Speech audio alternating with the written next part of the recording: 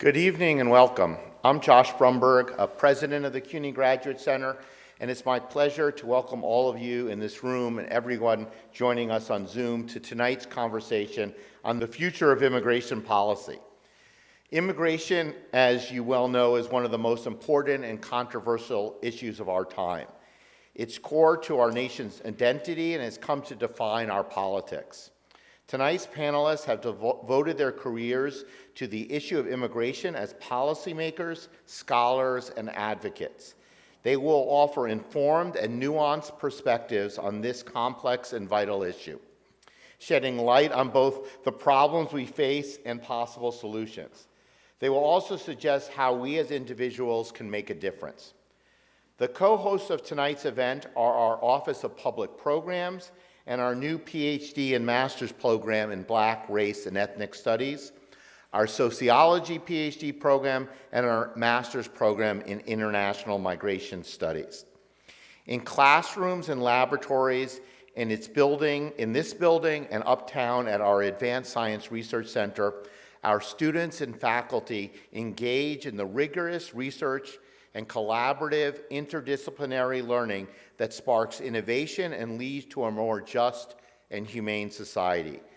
We are home to 49 doctoral and master's programs from astrophysics to urban education. It is through public programs like this that bring excitement of the classroom to the stage and with our audience online. This evening, we are very fortunate to have as our moderator our own presidential professor, Dr. Philip Kasinitz, a distinguished sociologist and prolific author. He is a widely admired scholar of immigration, race relations, and the nature of cities. Before I turn the program over to Phil, I want to preview our format. Phil will lead a discussion with our distinguished panelists for the first part of the evening. Then we will take your questions. So we invite you to write any you have neatly, and this being an educational institution, this is a teachable moment. Neatly, as we have found, usually means block letters. So the neater you write, the more likely your question will be chosen. So at around 7:10, our ushers will come to select the questions. We'll pick the neatest to be then read by Phil and to hear some of the answers our panelists have. At the end of the evening, I want to invite you to continue the conversation on the south side of the building in our Cafe 365, where some of our panelists will be enjoying a beverage, and hopefully you'll choose to enjoy a beverage with them. Once again, we are thrilled to have you with us, and I thank our organizers for making this event possible. It is now my pleasure to turn things over to our moderator. Phil, it's all yours.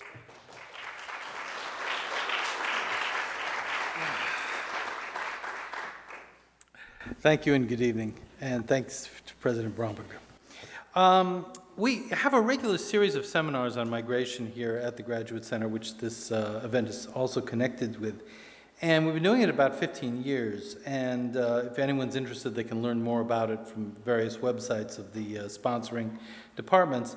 But in all that time, I've never had an organizing task that was as difficult as this one, if only because during the last few months, everything's changed so fast. And in terms of what we're doing and what the questions are and what we should be focusing on, it seems like we've all lived in dog years, that the last month has basically eaten how many different shifts and how many different things that we have to respond to. I think this is true of a great many issues, but few are more important for this city, and particularly for this university, than immigration, which is, again, one of the things that makes New York, New York, but it's also very much one that makes CUNY, CUNY, given its long history, and the role that immigrants and their children have played in this university, perhaps like no other. So there's a lot of things to be concerned about. There's a huge amount of confusion. And fortunately, we have an extremely distinguished panel with us tonight who hopefully can help us get a grip on all of this uncertainty.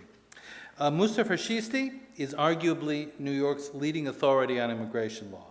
He's a senior fellow at the Nonpartisan Migration Policy Institute and the director of MPI's office at New York University School of Law, where he is also a professor. Before joining MPI, Chishti was a lawyer in the U.S. labor movement representing garment and textile workers, served as director of the Immigration Project for UNITE, the Union of Needle Trades Industrial Textile Employees, and its predecessor, the old International Lady Garment Workers Union. And I realized that since I met you when you were still at ILG, how old we both must be. Our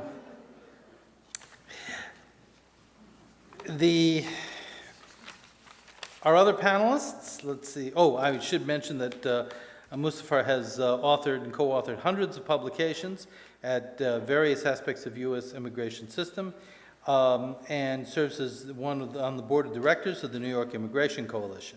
He chairs the board of directors of the National Immigration Forum and the National Immigration Law Center. Councilman Avilés is here.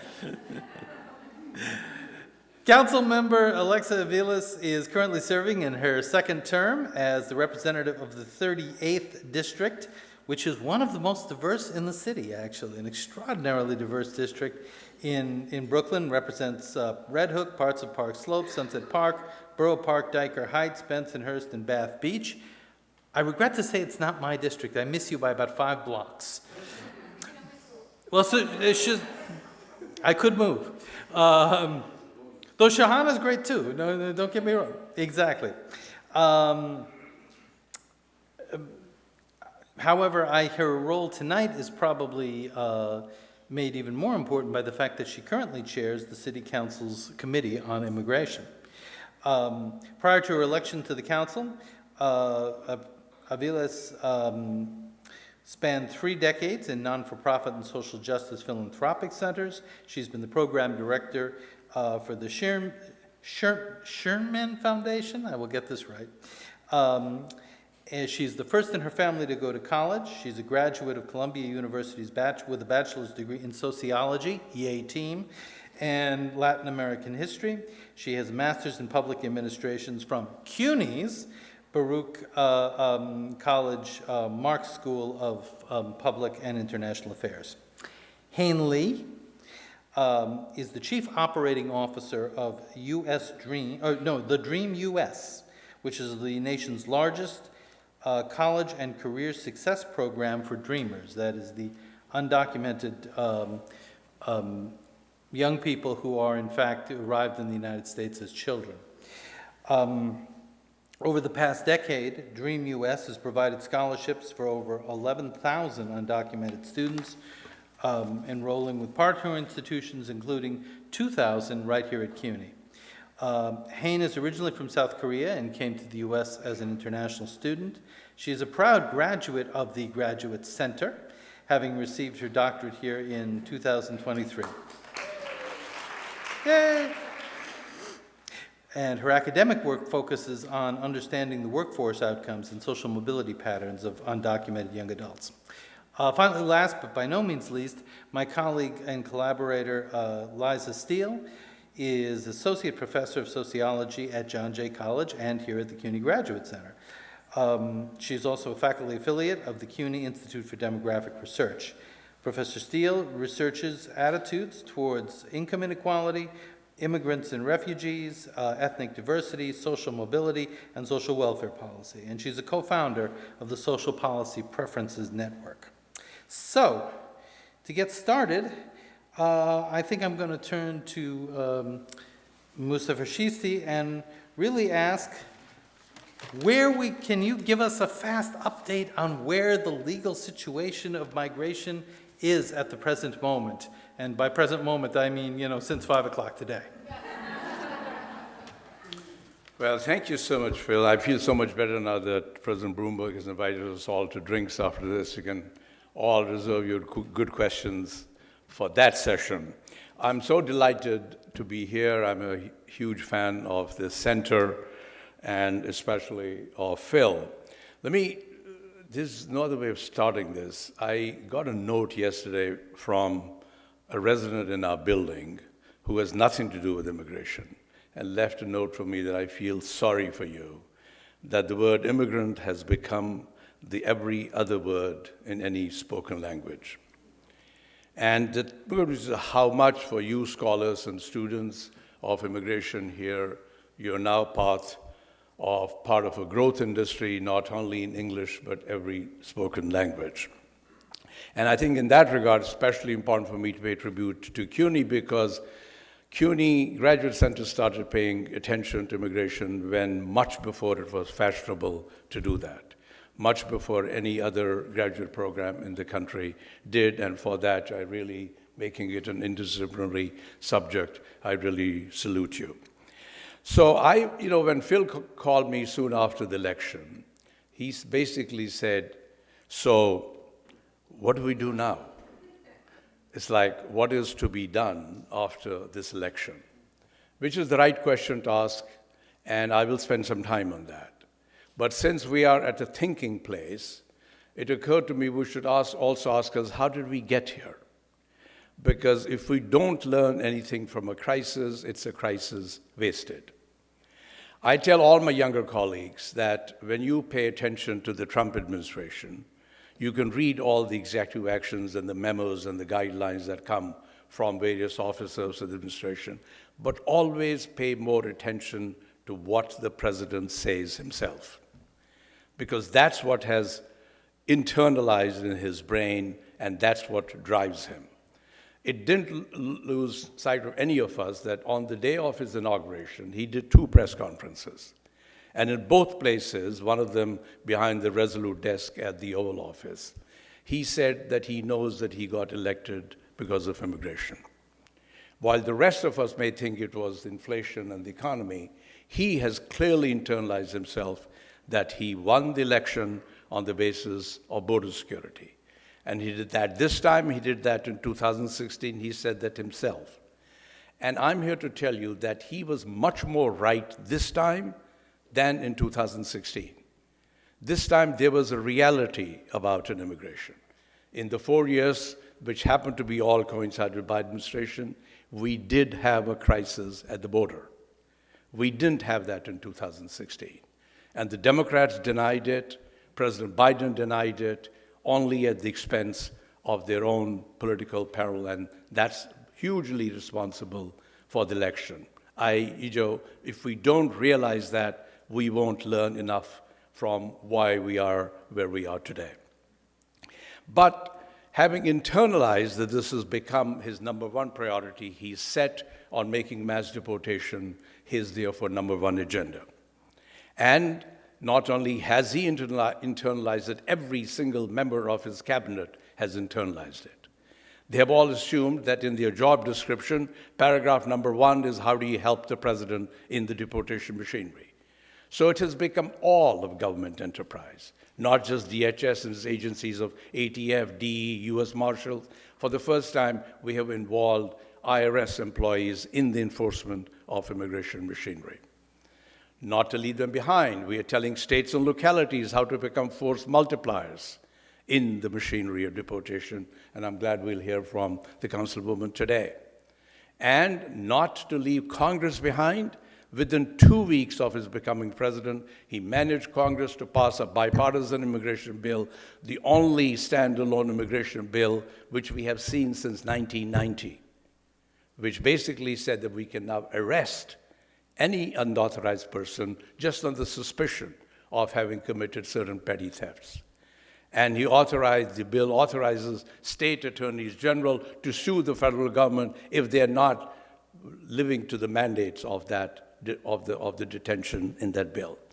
And not to leave anyone behind, he then invoked the power of diplomacy in pushing nation states across the globe to be part of the deportation machinery. So if you're negotiating with Trump administration, your number 1 talking point in the negotiation is how do we help this president in the global deportation machinery.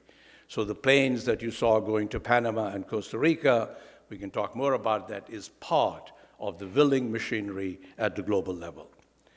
So he has used the frame of invasion for the deportation machinery. That's really important to note.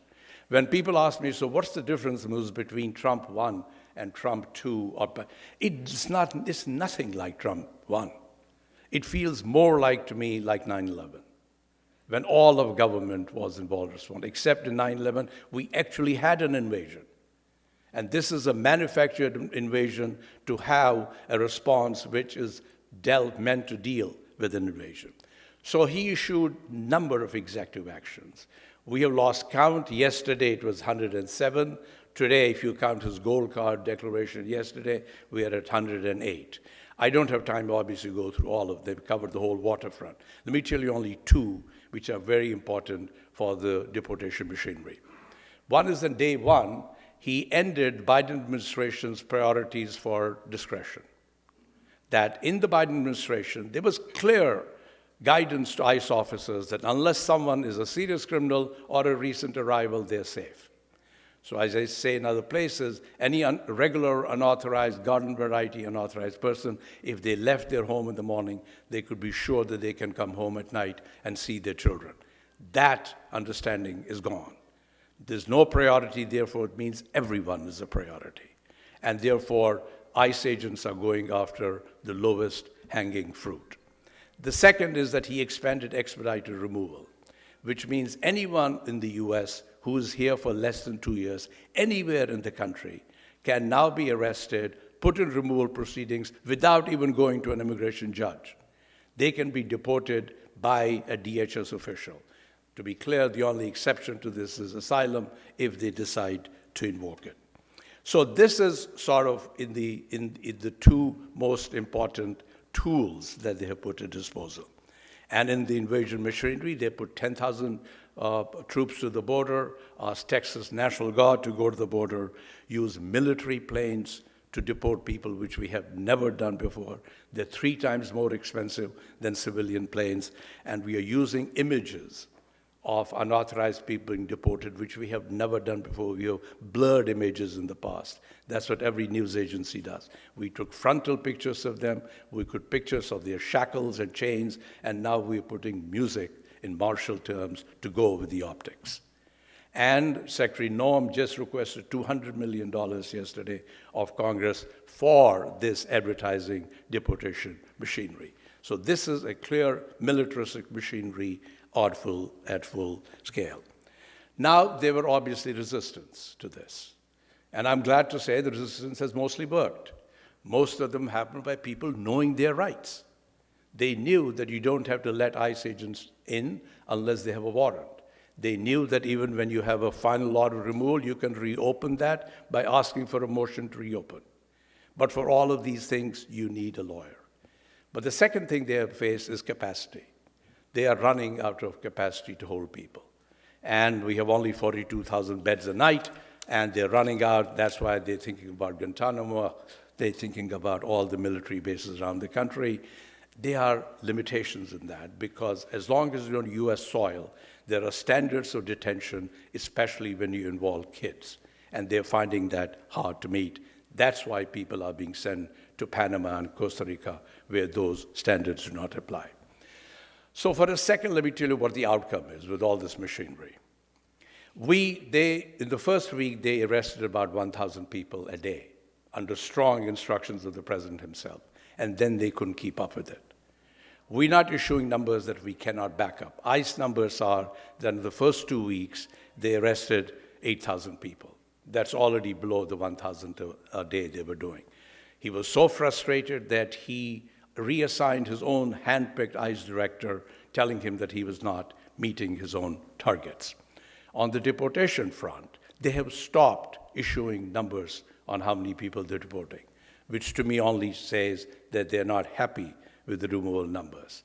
We got them only from the Mexican government, and we only got them 2 days ago from the Reuters, which I believe was an ICE leak, therefore, that in the first month of this administration, 57,000 people were deported. 37,000 people were deported. Compare that with all of fiscal 24 of the Biden administration. It was 57,000 a month.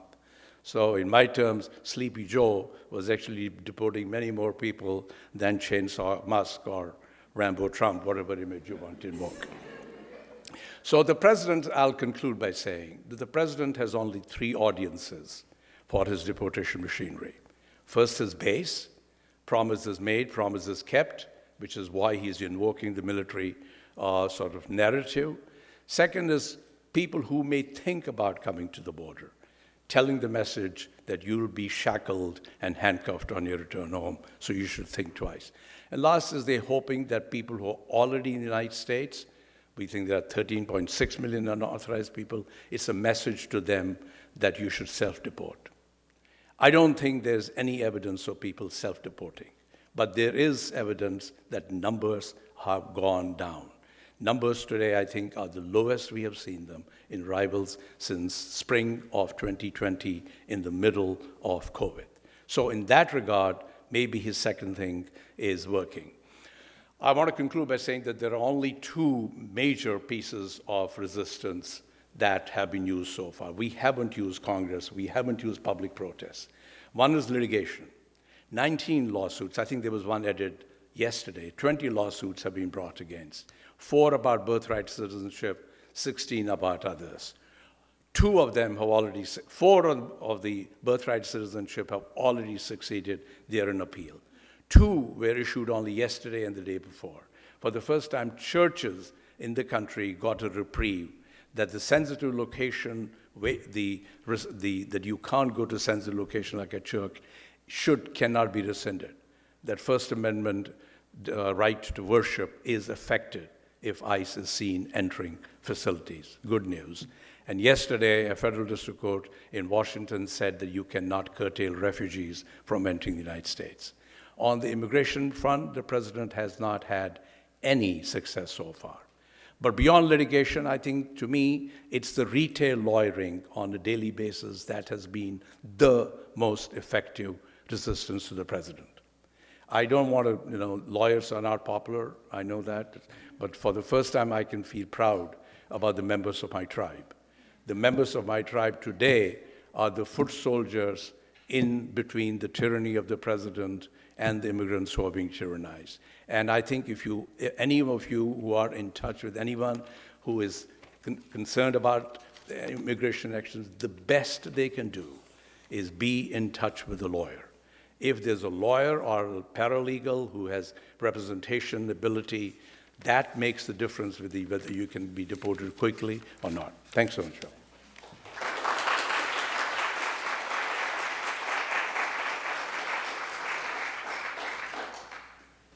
Okay, Councilwoman, I was going to turn to you and ask then, so what is the role of local government in all this? And particularly, what is the role that New York's council can play? Okay, how about now? Yes? So good evening, everyone. Thank you so much for the invitation to be here. And I think I can't go to the podium after that. You deserve the podium, so thank you so much. I learned an enormous amount, even in the last 10 minutes. So I'm Alexa Avilés. I'm the City Council representative of District 38 in Brooklyn, and as you heard, the chair of the Immigration Committee, and boy, has it been an interesting ride. This is my second year as chair. And the role of local governments in this time is so critical. It feels like, thank goodness for the lawyers who are definitely on the front lines of this fight, where we are getting attacked from a federal government and where a state seems to be indifferent. But in New York City, I'm very proud of our legacy of sanctuary city policies, which is not a legal, there is no legal term for it, but it is a collection of policies that New York City has built on over 30 years in bipartisan administrations to say, we understand that immigrants need to feel safe and need to be connected to public institutions for the health and wellness of this city. We need to make sure that immigrants can go and report crime if they are a victim or if they are a witness, that they can go to public schools without fear that our city government is doing immigration enforcement at the federal level. So we have a host of what are public safety instruments that we've had for 3 decades. And truly, they are so, so important. And I am so thankful for the years of work that includes people who are being arrested, right? We had ICE in our city at one point just holding people as a favor for immigration enforcement to the federal government, racking up giant sums of bills for the city. And so we have finally corrected those things with this suite of laws that are everything from privacy protections, which protects all New Yorkers in terms of data, no colluding in terms of engaging our New York City resources for federal immigration enforcement purposes. And so we see when a federal government is quite literally attacking, that it is these protections in New York City that is really kind of the bulwark. Now, what you have seen is that we have a mayor who is, quite frankly, compromised and colluding with the federal government in order to save himself. That is clearly articulated in legal documents, given his case. This is very much a fact and not an opinion. But I will say that in this context, what is important is we have these laws on the books. And it is very important for New Yorkers to understand that they have the right not to consent. They should ask for a judicial warrant that has the name of the court and a judge signed at the bottom, that they can ask to leave. That no city employee should ever ask for immigration status, including the police. And these protections, most locally, have been really the most effective. But when the public is given a rhetoric that is confusing, like we have no apparatus to deal with people who break the law, right, newcomers, that is wholly untrue. We have a criminal legal system that operates quite well, that is empowered to do that work if someone is breaking the law, and quite frankly allows for cooperation after someone has been convicted of a crime in a quite large number of offenses that allows cooperation with ICE. So when you tell the electorate that sanctuary policies do not allow anyone to do anything, particularly ICE, when it comes to violent criminal offenses, what you are hearing is a mayor who is quite frankly lying to you and scapegoating not only a suite of laws that are for public safety purposes, but also creating hysterics and fear in a community that is, very uncertain, right? People who are facing so many barriers at the same time, and this scapegoating rhetoric of all of our money is going to new arrivals, and we have money for nothing else, which is a complete hogwash in practical, technical terms. You would think I grew up somewhere else. I grew up in Brooklyn. I'm saying hogwash. I don't know. It comes out from the brain somewhere. But I guess what is important to press, and let me know about time, because I always lose my way with time, is that the city council is very firm in not rolling back our laws. I think we are deeply committed to our long legacy in New York City. And we understand why the laws were created and why they are so important to keep communities safe. And quite frankly, we will resist participating in a mass deportation scheme that is clearly driven by hysterics and xenophobia and racism. Because what we are seeing is everyone is a criminal who is a non-citizen or even poor for this federal administration. And we will not participate in that. Now, I think the thing to note is, the mayor is kind of out doing his own thing, but we are working our hardest to make sure that we are engaged in oversight around city agencies to ensure that they understand the law and that there is enough training across the bureaucracy, which is really important. And that also, given the complexities of city-state apparatus, and as we see the federal government moving with warp speed on defunding, I think the thing we are deeply concerned about is the potential for the no bailout for sanctuary city laws, which the federal government is threatening to defund our hospitals, our education system, and all manner of other funding mechanisms that we get because of our tradition of not engaging in immigration enforcement. They can do that in the city as they want, on their own time, not on New York City resources time, and that is our law. So we are watching that very closely. We are obviously engaged with our state colleagues. There's a New York for All that is being worked on at the state level to kind of expand these policies statewide, because every county is different. Unfortunately, when you cross out of the Bronx, you are in a very different situation. When you're on Long Island, you see deputization of local police doing immigration enforcement. So our communities are deeply afraid, but really engaged in how we protect each other on the ground. And that looks like rapid response, it looks like informing the neighbors, but more importantly, your rights. And so we will continue to stand firm as a city and work with all of our partners to protect New Yorkers. Thank you.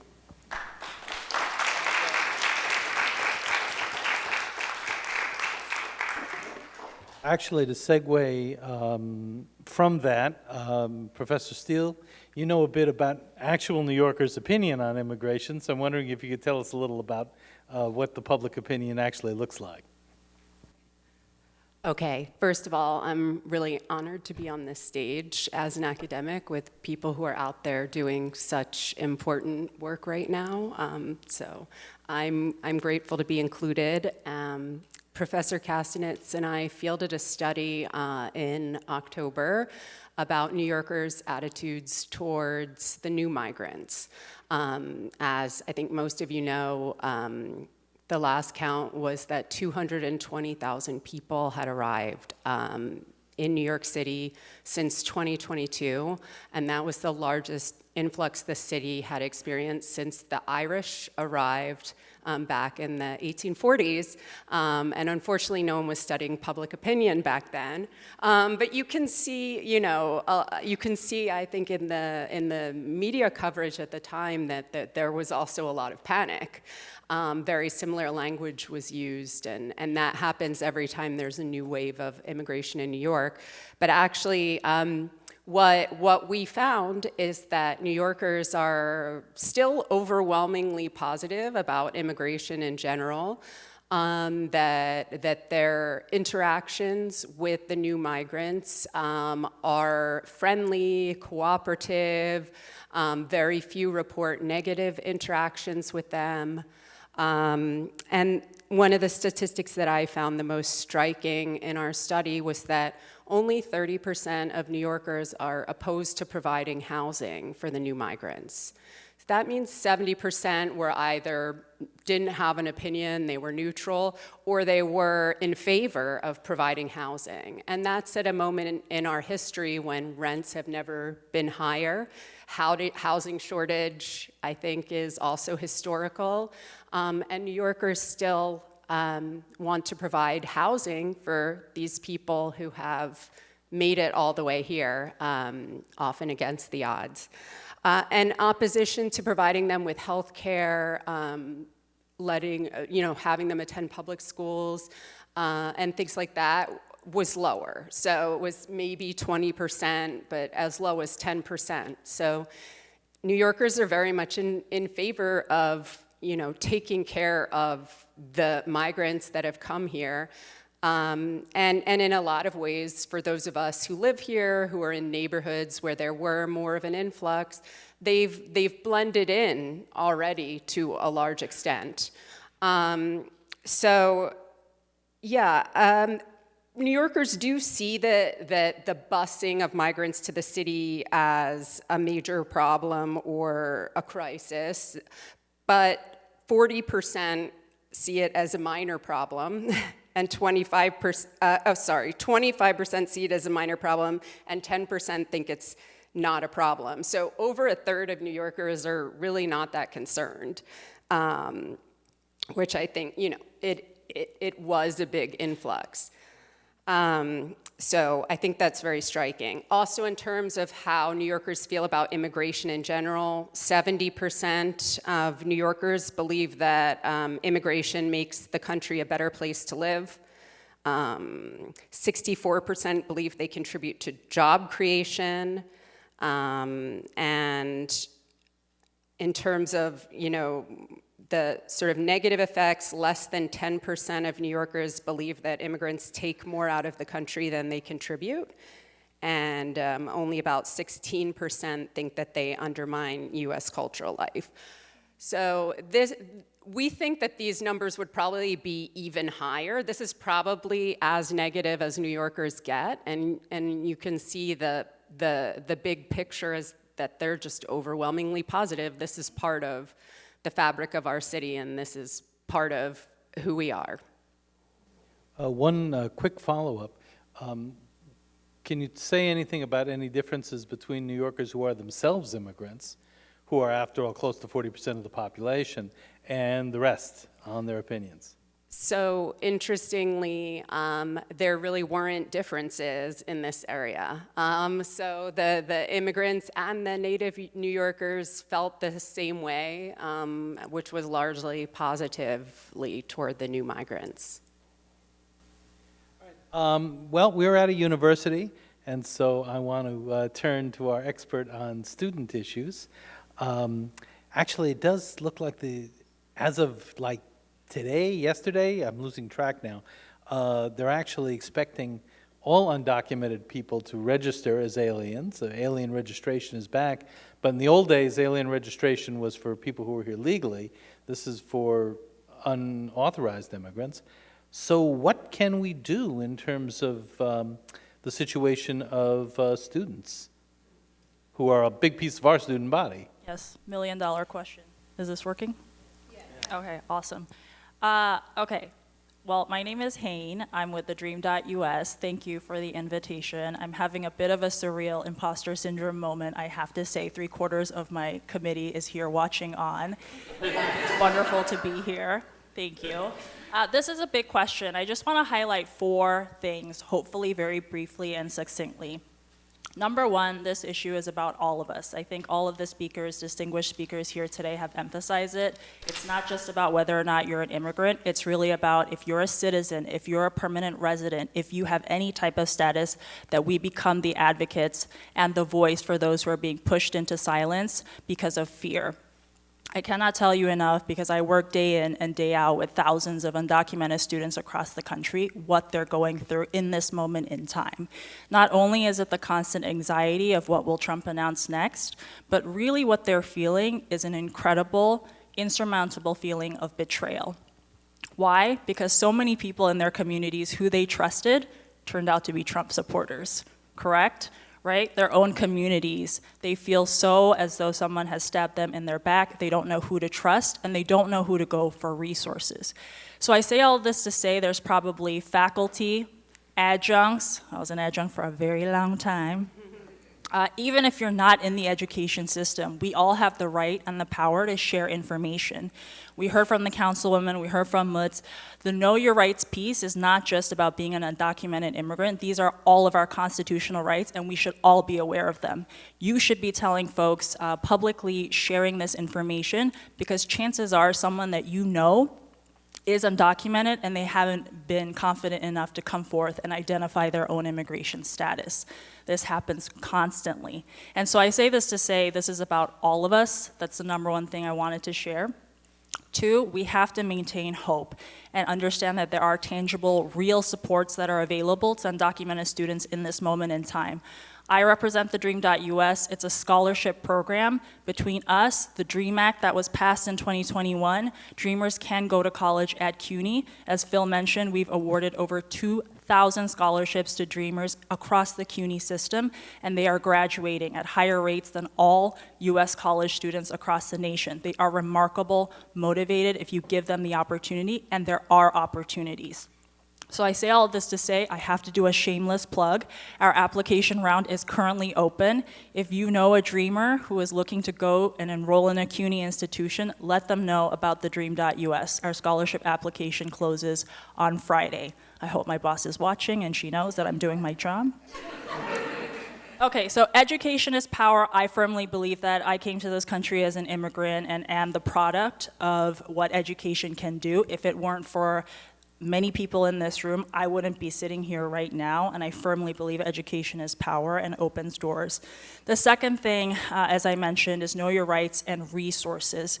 CUNY is an incredible, incredible place. I have been a benefactor of this institution, but also there's incredible work that this institution is doing for students who are immigrants. So there are 4 immigrant student success centers across the CUNY campuses: Hunter College, John Jay College, Brooklyn College, City College. These are organizations dedicated to supporting undocumented students on campus, and the work that folks do here are amazing. CUNY Citizenship Now is another one. Make the Road New York is an external organization. Know who to go to. Know the organizations, know lawyers. That's a really, really important one. And then the last thing I just want to say really quickly is around mental health. And this is really important for our students who are living this day in and day out. We cannot imagine, I cannot imagine what it means to live day to day, not knowing whether my parents will be home when I get back from school because they've been taken away. I just cannot imagine the amount of stress while I'm trying to go to school, while I'm trying to juggle many part-time jobs, while I'm trying to figure out my career, and I'm 19 years old, right? It's an incredible amount of pressure, and we can't continue to put all of this on our young individuals who are our future, who are paying taxes, contributing to our futures. And it's really important that we look out for their mental health because this is such hard times for them. Thank you.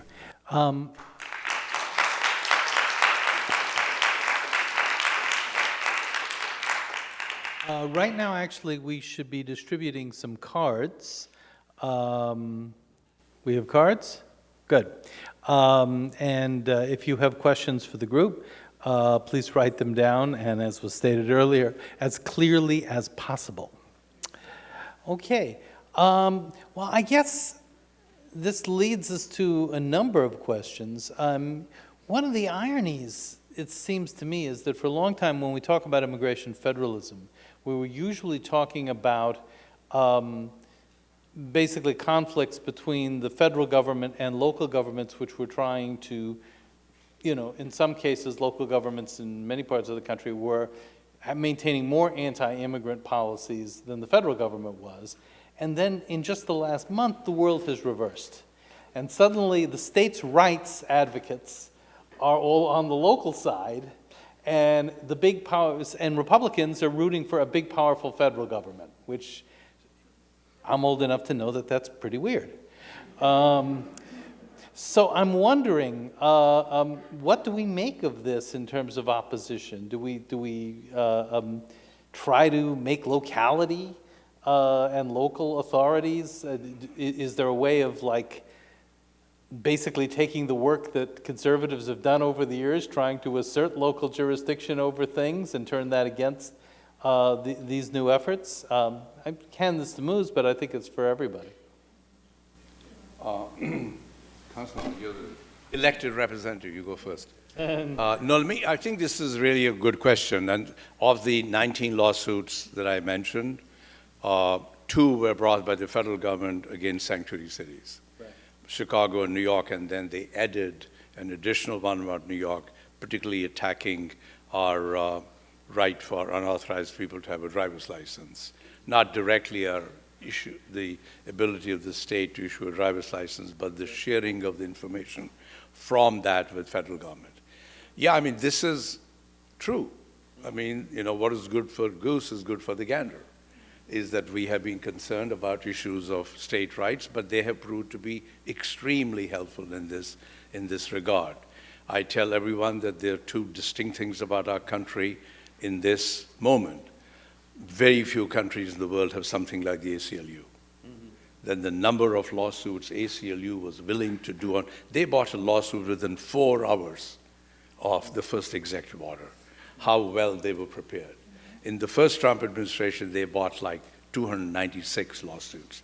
There are very few countries who have the, and then there are very few countries when 21 attorneys general on the first week are willing to sue you. So that's why we have the ability to resist in a way. But that has its, obviously, wrinkles. I think here the states, obviously the red states that want to be part of the force multiplier, they will have their ability to do that. Texas is sending National Guard. Texas is about to introduce a bill tomorrow which will authorize people who are vigilantes to get $2,000 a person to report unauthorized. All that will happen in red states. But good that blue states are resisting. I think what all the blue states so far, despite Mayor Adams' compromise, I mean, luckily here, the city council laws are important to veto him on this. We have the longest tradition of quote-unquote sanctuary policy in the country.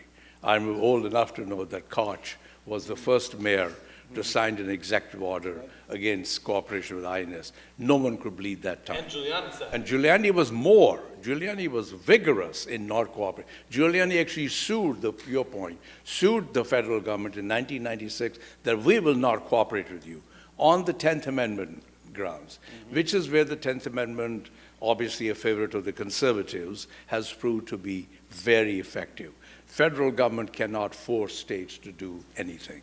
The non-commandeering provision of the 10th Amendment applies, and that's where the sanctuary policies actually are being very effective.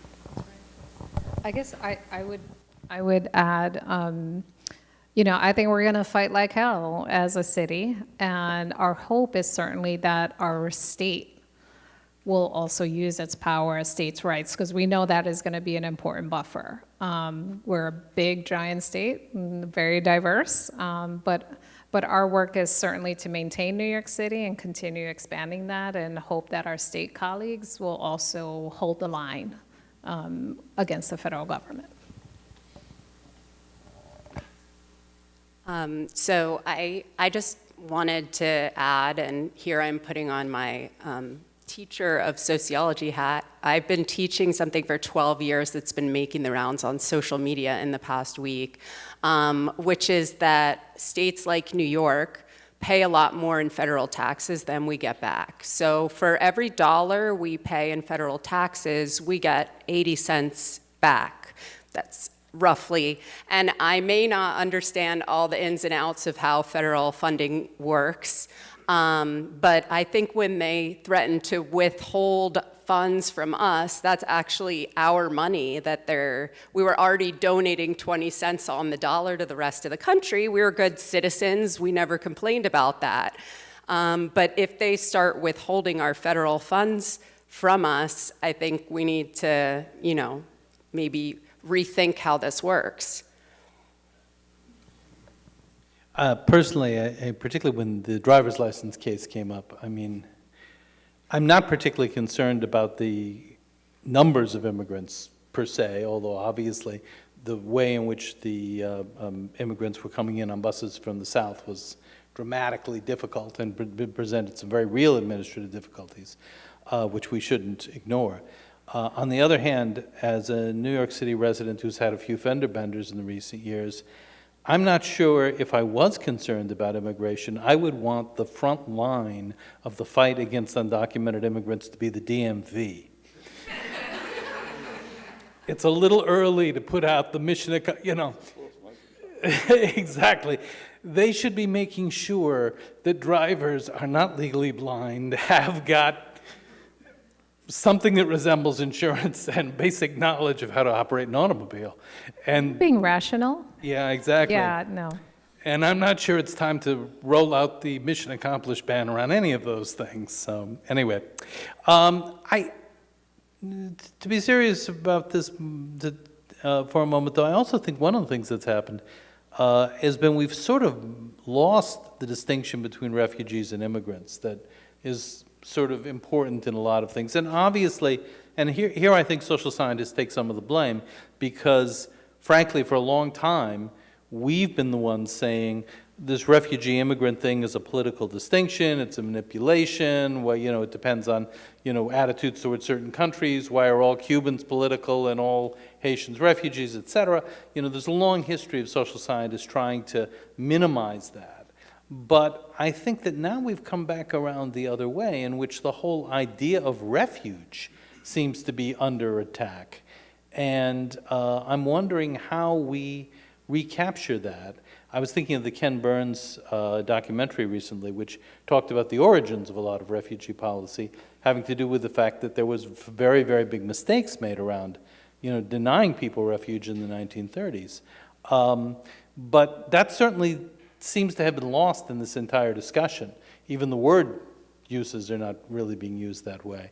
So is there some way in which we can, I don't mean to separate, but make some emphasis that maybe people in desperate need for refuge and safety are in a different position, for lack of a better term, than the sort of garden variety immigrants that we have so many of in the city?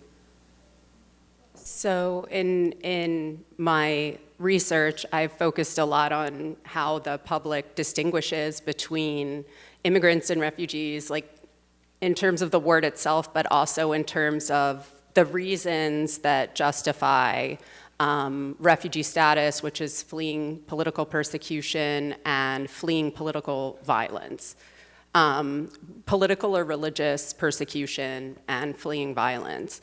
And consistently see greater support for people coming for those reasons than for other reasons, no matter what they're called, whether they're called refugees or immigrants.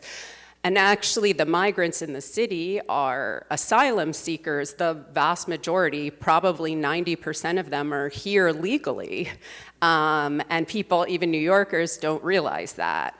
That they, if you come to the border and say you're seeking asylum, that under international conventions, we're required to at least think about that. And so people are actually here legally, and there's this term in between, which is asylum seeker, that a lot of people don't, I would say the vast majority of people don't understand. And I think the language that keeps being used is migrants, but these people are fleeing circumstances that any of us would want to pick up and leave. And I saw something interesting in the pandemic with my national studies, where there was a somewhat of an uptick in support for immigrants, even though, people crossing borders is part of what caused the pandemic. Americans were a little bit more supportive of immigrants than they were before or after that. And in part, I wonder if that isn't because they understood what it might feel like to want to flee the place where you live for somewhere safer. I guess I'd also say, clearly, at least over the last 3 years, right, we've been interchanging, working some terminology, right, migrants, immigrants, asylum seekers, which also is not quite correct. I think part of the battle has been a use of a term, regardless of whether or not it's technically correct, but the dehumanization that gets connected with that term and the battle around that, right? And back to your question of refuge, I think we start seeing a very distancing with migrants, like they're like something out there that is coming so I think we're all struggling with the right term that makes sure that it connects to the humanity of these are people. And that our policies and our positions are intimately connected with just humanizing people again and bringing back some dignity. So it's still imperfect, and even now we're starting newcomers or new arrivals, right, to remind that these are people. And the climate aspect of this is important. Global migration is happening very much in addition to wars and political persecution, but because of climate change and our part in that. And it's important not to lose sight of one of those drivers either, and it'll continue. Can I just add a bit of a tangent? but hopefully related, is I do think the opportunity is around dreamers. If we're talking about different groups and the way we talk about them, I mean, we were just talking very quickly before this session that if there's any group that Trump talks very positively about, are the dreamers. I don't know how many of you watched his Meet the Press interview where he said all 11 million can be deported, and if they have US citizens, they can also go along with them. But in the same breath, he said, we need to do something about dreamers. Dreamers have been here from such a young age. We have to do something for them because they are embedded in our economies. So for us, I think that's where we see the opportunity. Yeah, I just would add to this that the notion of eliminating birthright citizenship, the arguments of which have been almost entirely focused on who has the authority to do it and not whether or not it's a good idea. But an awful lot of the conversation, I mean, if you eliminated birthright citizenship, you immediately increase the number of dreamers by a huge number. And the contradictions of this policy, dreamers are good, but the illegals are bad, but et cetera, et cetera. And I think some argument for clarity. Actually, yeah, well, go ahead, Mr. No, I was just going to say on the dreamer. I mean, I'll say something controversial and just for on optimism. You know, I think if Harris had become president, the chances of anything positive happening in Congress on immigration was zero. Literally zero. He would be hovering around her, not allowing them to give her a victory. Odd as it may sound to people, the chances of something happening in Congress on immigration under Trump are non-zero. I mean, I think we just heard talking about the dreamers. Yesterday, a bill was introduced, a bipartisan bill by a Democrat and a senator from Florida and Texas, 200 co-sponsors, to have Dream and Promise Act. I didn't think it would happen so quickly. So there are some possibilities of some things happening. You have to take, obviously some. And what Hyein saying about, just as I said, watch what he says himself. Someone has told him some dreamer actually proved to be a very good entrepreneur. And he actually said, I heard they start businesses. I heard one of them started a big business. I mean, that's all that matters to him. Someone has put in his mind that some dreamer has been a successful businessman. Right. So that's how you would see. I think at the end of the day, they will see obviously a lot of pain and a lot of anxiety extracted. But there are some possibilities of something happening on legal immigration in this regime. Well, we have here questions from the audience. We'll get through at least a few of these. And this, I think, is directed to Professor Steele. Do you have comparative public opinion on data for the rest of the New York State? That's a great question, but no, I don't. I have national data. I have 3 waves of national data, and then I have this study on New York City residents, but not on New York State as a whole. But what I can tell you is that the American people are actually very positive about immigration. You might never guess, but they're not on board with a lot of these policies, and this is consistent with all of the polling out there. Whoever conducts the poll, you still get about 2/3 of Americans who think immigration is good for the country. People split on specific policies and if people have committed crimes, but overall, to the extent that New York State as a state is a little bit more reflective of the demographics of the country as a whole, I would imagine that there's less support, but not dramatically less support.